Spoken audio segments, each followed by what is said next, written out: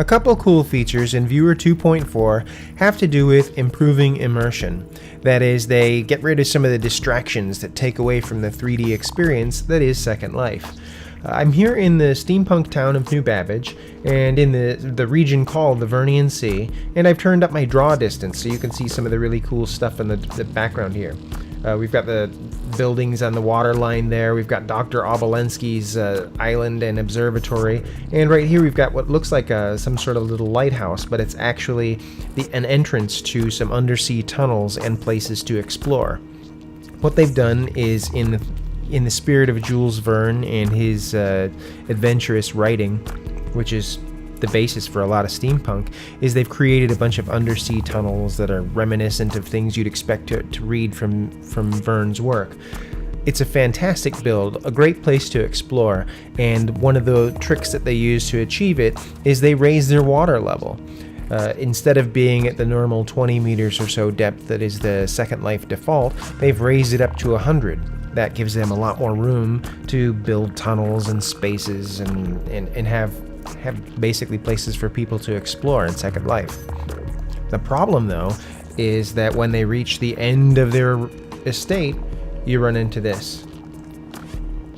You hit the end, and the all too familiar situation of having this water line that doesn't match. Now I've relogged back in Viewer 2.4, and I'm in the same place. I'm still in the Vernian Sea region of New Babbage. I've got my draw distance still turned up so that I can see the observatory, see the entrance to the Vernian Sea, which I encourage you to check out for yourself. And when I turn the viewer around, the water level is smooth and it's not broken.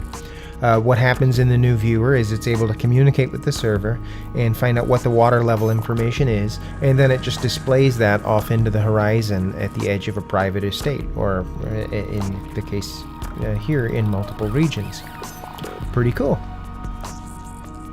Now I'm back here on dry land, rather at the end of the docks here of the Vernian Sea, in order to show you the next couple of features. First, bringing up preferences using Command-P on Macs or Control-P on Windows and Linux machines. I go to the Chat tab, and I now have settings to be able to enable the group chats and IM chats, whether they pop up or not. Turning them off, and then hitting OK, and now I won't see notices from group chats or from personal IMs when somebody's typing or sending me some information.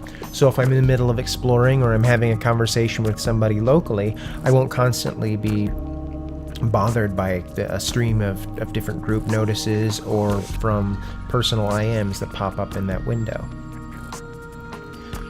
Moving down the dock, I'd like to show you one more thing that Viewer 2.4 does in order to help improve immersion.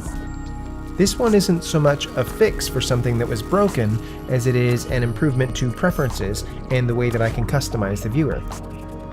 In my case, I like to use the arrow keys to move back and forwards, left and right, and just generally control my avatar. And then when I want to type a hello or say something to another resident, I just go ahead and type. And that often happens. That's because I forgot to go ahead and click first in the local chat window, and instead it controlled my movement. The good news is that in Viewer 2.4, I can now set that. I do so by opening up Preferences with Command-P or Control-P on Windows and Linux machines. Then go to the General tab, and now I've got the option here. It says pressing letter keys, and it gives me the choice of either starts local chat or affects movement, which is what it used to do in the past and is the default choice. I change that to starts local chat, hit OK, and now when I type hello,